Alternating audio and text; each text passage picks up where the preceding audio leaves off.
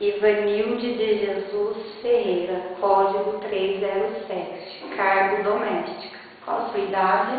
35 anos. Qual o seu estado civil? Casada. Há quanto tempo? 3 anos. Qual o nome do seu esposo? Washington Maurício da Silva. Qual a profissão dele? Técnico de instalação. Você tem filhos? Sim. Quantos? 1. Qual a idade? 7 anos. Mora em que bairro? Parque Dom Pedro, região Ouro Verde. Você está aqui hoje se candidatando a uma vaga de doméstica. Você relata ter a experiência na casa de Manuel. Como era a sua rotina na casa? Entrava às 8, saía às 16, fazia o serviço da casa, porque eu morava sozinha, então era lavar, passar, cozinhar, limpar a casa.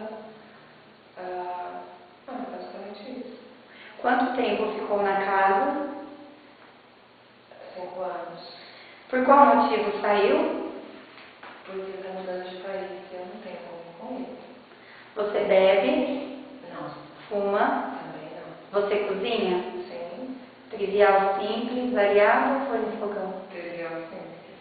É melhor. Você dorme no serviço? Não. Você tem disponibilidade para início imediato?